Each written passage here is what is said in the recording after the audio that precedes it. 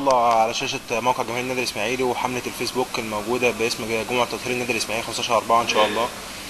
في البداية كابتن عبد الله، كنا عايزين نعرف منك رأيك في مجلس إدارة النادي الإسماعيلي، ورأيك في الحملة المطروحة على الفيسبوك بقالها 3 أيام دلوقتي بشأن رحيل مجلس إدارة النادي الإسماعيلي يوم الجمعة إن شاء الله. بسم الله الرحمن الرحيم. طبعا انا سعيد. طبعا الناس هنا مشغولة بظروف النادي والمشاكل اللي فيه، وطبعا رقم واحد هتكلم فيه ان طبعا الحملة اللي معمولة دي انا شايف الناس دي حملة مشروعة. الناس شايفة ان في ظروف صعبة وكده، وانا يعني يعني صفتي لعيب في النادي وشايف الظروف الصعبة اللي موجودة، انا برضه بقول ان الفترة اللي فاتت دي احنا السنة دي بالذات كانت فترة صعبة جدا علينا. ظروف صعبة جدا دلوقتي في المستحقات، بنسمع مشاكل كتير عن اللعيبة ما بتقبضش، الناس العمال في النادي ما فيش برضه، ما فيش ليهم قبض، ما فيش مش عارف، ما فيش حتى امكانيات اللبس بتاع النادي الاسماعيلي، اللعيبه ان هي تلبس وكده. احنا في ظروف صعبه السنه دي. انا شايف مشاكل كتير في مجلس الاداره، بنسمعها كتير على القنوات، كل يوم بتحصل مشاكل وخلافات فانا شايف ان الدنيا مش مستقره الفتره دي في النادي الاسماعيلي، واحنا مش عارفين، حتى احنا لعيبه بنلعب مش عارفين مصيرنا ايه في النادي، مش عارفين مصير فلوسنا ايه، مش عارفين مصيرنا هنعمل ايه الفتره الجايه ماشيه ازاي. مبقتش حاسس يعني انت بتلعب في النادي وبتلعب وانت مش حاسس بالامان وشغلك حاجات كتير، فاستحاله ان انت في الظروف دي هتقدر تأدي او ان انت تقدر تعمل حاجه كويسه. فاحنا انا شايف ان احنا يعني كلعيبه، انا كلعيب انا عن نفسي انا كان شايف ان انا لازم برضو اتكلم واقول رايي بكل امانه. انا مش ضد ولا مجلس اداره ولا ضد. انا النادي الاسماعيلي انا اتربيت فيه من وانا صغير، وانا كنت اتمنى ان النادي الاسماعيلي يبقى كويس، سواء عبد الله موجود او مش موجود. اهم حاجه النادي الاسماعيلي الواحد بيتمنى له الخير ويتمنى، عشان الواحد ربى فيه، والنادي الاسماعيلي اسم كبير، هو اللي عمل عبد الله السعيد وعمل كل اللعيبه اللي موجوده، واللعيبه اتمنى ان النادي الاسماعيلي ما حدش مش زي الفتره الاخيره دي. يعني شايفين ان الكلام عن النادي الاسماعيلي كتير، وان النادي الاسماعيلي الامور فيه مش مستقره. نتمنى النادي الاسماعيلي، احنا كل اللي زعلنا النادي الاسماعيلي عايزينه يبقى مستقر والدنيا كويسه. واحنا شايف ان احنا والله بقالنا كذا سنه بسبب الظروف دي احنا كان ممكن ناخد بطولات وكده، بسبب ظروف نتعطل الماتشات، بسبب ظروف على طول مشاكل ماديه، ظروف. انا شايف ان يعني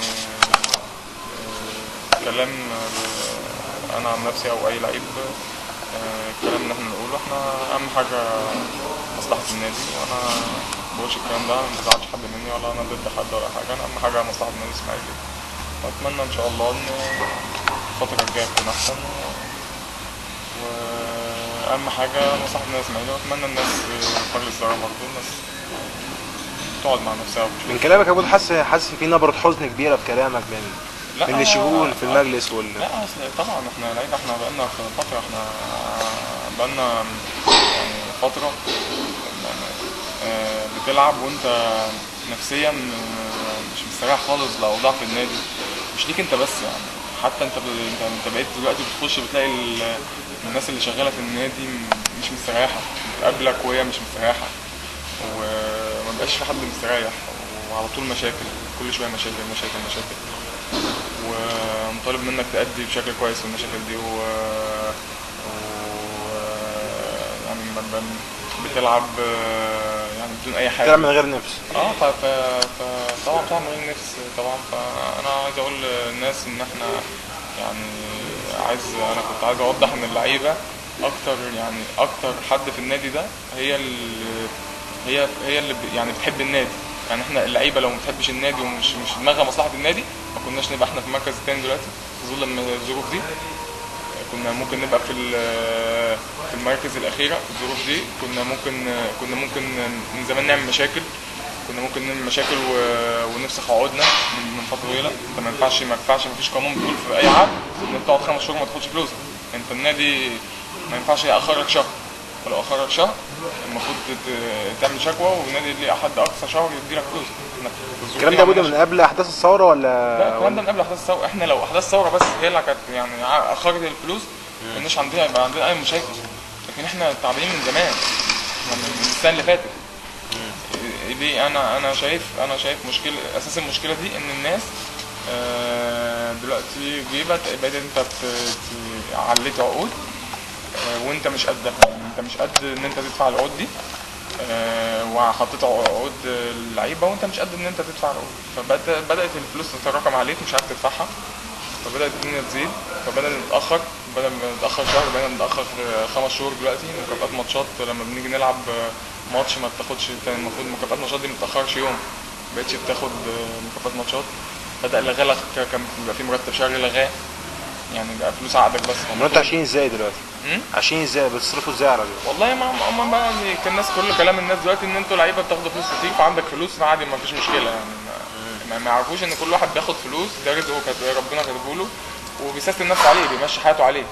يعني انا ماشي، انا ظروفي ان انا على الفلوس دي في حاجات بعملها، في اقساط، في حاجات بتدفع. الناس مش فاهمه كده، لا الناس فاهمه انت معاك فلوس عادي، اقعد بقى تقعد سنه سنتين ما تاخدش فلوس. فالناس لازم تفهم لا ده رزق، وانا بسيستم نفسي. انت زي ما بتاخد 10 جنيه بتسيستم نفسك عليها، بتاخد 100 جنيه بتسيستم نفسك عليها. بس فانا يعني اتمنى ان الفتره الجايه الدنيا عايزه صبر طبعا، عايزه الدنيا تتغير، يبدأ يظبطوا الدنيا من جوه. انا لازم اعرف انا النادي بيخش يدخل ازاي. احنا كان نادي اسماعيلي انا شايف كان احسن حالاته لما كان بيبقى مهتم بقطاع الناشئين. نادي اسماعيلي طول عمره كان اللعيبه اللي طالعه زي عبد الله الشحات، زي حسني واحمد فتحي، زي حسني عبد الله زي احمد فتحي. النادي الاسماعيلي هو كان كده طول عمره معتمد على قطاع الناشئين، عشان هو ده احنا عايزين نقول في الاول والاخر احنا نادي اقليمي، دخلنا مبقاش كتير، دخلنا مش زي انديه زي نادي الاهلي والزمالك. احنا بدأنا الادارات اللي بدأت تيجي عايزه تنافس الاهلي والزمالك، عايزه تعلي عقود اللعيبه عشان الاهلي ما يروحوش الاهلي والزمالك. احنا مش قد الكلام ده. احنا لا، انا شايف كان احسن. انا راجل كنت بلعب في الناشئين، كنت شايف اهتمام كبير في الناشئين، وانا في الناشئين كنت بتدرب، كان مدربين على مستوى عالي، كنت بستلم لبس، كنت بقبض كويس بماتشات، وبنسافر وبنبات وكان في اهتمام بالناشئين، عشان كان عاملين الناشئ ده هو مستقبل النادي، هو ده كان كنز النادي. دلوقتي خلاص يعني رايك كيف حال الناشئين اليومين دول؟ قطاع الناشئين اتدمر. انا شايف من المجلس ده ولا من المجالس اللي قبلها؟ لا، مش من ده بس بصراحه، من بعد رحيل العثمانيين، وبدا واحده واحده لغايه دلوقتي ما خالص راح ما فيش نسمع ان الناشئين دلوقتي مش لاقيين ياكلوا تقريبا لا، مشاكل كتير تلاقيها، مشاكل اللعيبه. احنا بصراحه انا عشت الناشئين الاسماعيلي يوم فتره العثمانيين. انا كنت عايش فتره كويسه جدا بصراحه، كنت بستلم لبس، بستلم جزمه، بقبض ماتشات، نكسب ونقبض على طول، ونقبض قبض شهر. بصراحه كان الواحد يعني، وعلى طول في مدربين كويسه جدا، صاع علي كان بتدربك وكان بتحفزك وبتطلع، وبان ده ان في لعيبه كتير طلعت درجه اولى وبقت لعيبه كويسه فرق. وكنا واحنا كده وصلنا نهائي بطوله عربيه. احنا وصلنا نهائي بطوله عربيه لعبناها في لبنان. كان بيلعب مين في الملعب؟ كان معظمها ناشئين في الملعب، كلها ناشئين، فرق بطوله عربيه كلنا ناشئين. انا شايف ان مش الحل ان انت تبقى عندك نجوم وتقعد تديها تعلي في عقودها وما تديهاش. ما اللعيبه دي مش هتستريح ومش هتكسب بطوله. لكن انت لو ظبطت الدنيا واهتميت بقطاع الناشئين وتطلع لعيبه في وسط اللعيبه اللي عندك وتظبط وكله يبقى اخد فلوسه ومستريح كده، انت ممكن تحقق نجاح. لكن مش النجاح ان انا ابقى دخلي مش ما اقدرش ادي اللعيبه دي واعلي عقودها، واللعيبه ما بقاش اديها فلوس على 5 شهور. ما اللعيبه دي هتزهق. اللعيبه كل واحد مسيستم على عقده اللي هو بياخده على نظامه. ما ينفعش انا اكسب، اروح كاسب ماتشين ورا بعض وبنافس على بطوله وليك ما بتدينيش مكافآت الماتشات. ما اكيد هبدا اهمد، فهنزل الماتش هبقى مش مركز، نفكر في حاجات تانية اكيد بره الكوره خالص. نبدا نفقد بقى بنض بسبب الحاجات دي، ان احنا ننزل ماتشات. ما هو خلاص بقى، ما الواحد ليه طاقه ننسى احنا نتكلم مع اللعيبه، نتكلم بعضنا معلش يا جماعه النادي الماتش الجاي